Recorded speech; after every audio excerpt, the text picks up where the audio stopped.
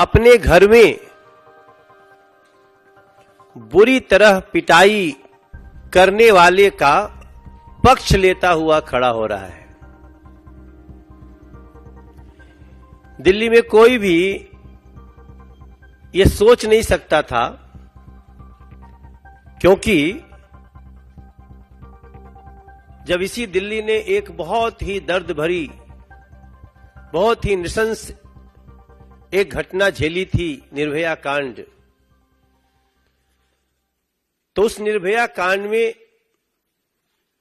जब दिल्ली और देश का दिल हिल गया था, तब वही व्यक्ति उसमें यह दिखा था कि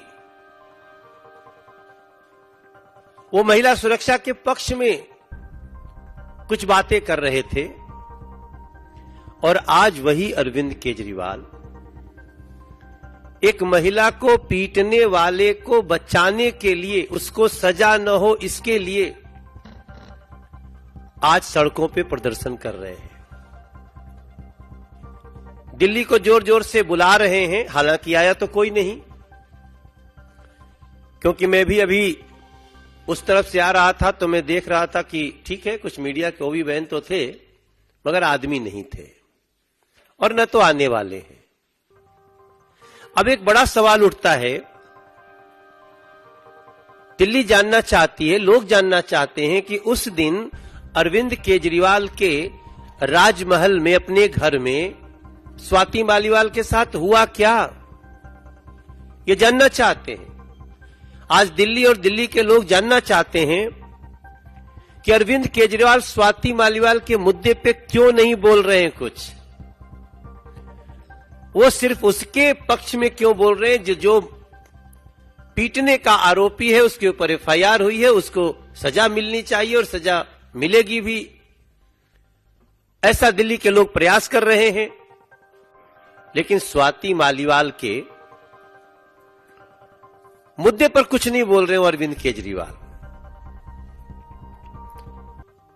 और केजरीवाल उस व्यक्ति को, जिसका नाम विभव है, जो उनका पीए है, उसको बचाने में क्यों लगे हैं? क्या है वो मजबूरी जिसके कारण वो एक महिला, जो एक माननीय सांसद भी है, और हमारे लिए इट डजंट मैटर कि वो कौन है, एक महिला है वो दिल्ली की, उसको पीटने वाले व्यक्ति को बचाने में इतनी जद्दोजहद क्यों कर रहे हैं? यह भी सवाल उठ रहा है। और यह भी सवाल उठ रहा है कि उस महिला को पीटने वाले को कहां छुपा कर रखा, अपने ही घर में क्यों छुपा कर रखा? और एक और सवाल उठता है कि केजरीवाल ने उस समय के सीसीटीवी फुटेज को क्यों नष्ट कर दिया? एक मुख्यमंत्री के घर में सीसीटीवी लगा हुआ है, लेकिन इस घटना के बाद सीसीटीवी को डिलीट कर दिया था, उसके फुटेज को। इतना बड़ा आपराधिक दिमाग, इतना बड़ा साजिश करता। तब इन सवालों के पीछे मुझे दिखता है कि शायद ये अरविंद केजरीवाल की फितरत है, क्योंकि अपने करियर के शुरुआत में संतोष कोहली को भी मारने का आरोप है उनके ऊपर, जो परिवर्तन एनजीओ की हेड होती थी, जिसके घर में रहकर उन्होंने सुंदर नगरी में अनशन किया था। हमारे साथ साजिया इल्मी जी बैठी हैं और ये उन्हीं के साथ थी उस समय तक, जब तक इनका भ्रम नहीं टूट गया था। आपसे बात करेंगी थोड़ी देर में।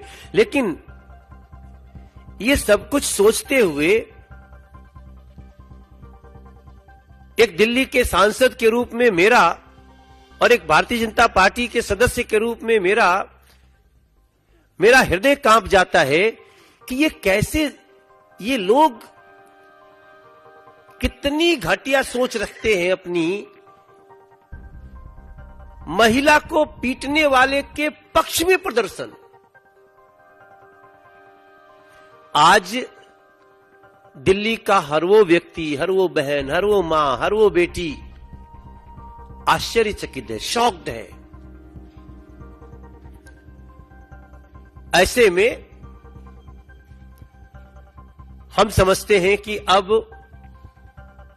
अरविंद केजरीवाल, जो कि आए तो हैं एक 20 दिन के स्पेशल अधिकार के साथ, ठीक है, आज उनको सुप्रीम कोर्ट ने बेल तो नहीं दी, पूरी तरह से लिख दिया उनके माथे पर कि आप एक कट्टर भ्रष्टाचारी हो, आपके खिलाफ बहुत प्रूफ है, लेकिन फिर भी उसके बाद भी उनको 20 दिन की एक मोहलत मिली, जो कि इस समय देश में थोड़ा सा विवादों का विषय भी बन रही है। बहुत लोग ऐसे हैं जो इस पर सवाल भी उठा रहे हैं कि ऐसा स्पेशल ट्रीटमेंट क्यों। कई ऐसे लोगों की बात चल रही है। फिर भी क्या अरविंद केजरीवाल आपको इसीलिए भेजा गया था 20 दिन के लिए?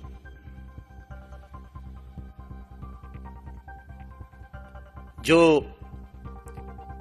रिपोर्ट आई है, जो उनके चोट की, वो बहुत गंभीर चोट है, सर में भी और इधर बांह के पास भी।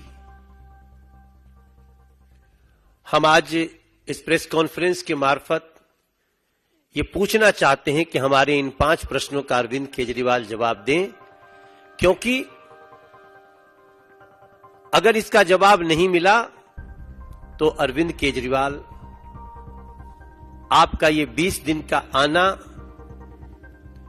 एक बहुत ही बड़े प्रश्न के कटघरे में खड़ा होगा। शायद आपका मानसिक संतुलन भी बिगड़ गया हो, लेकिन इस चारित्रिक संतुलन का भी जवाब देना पड़ेगा।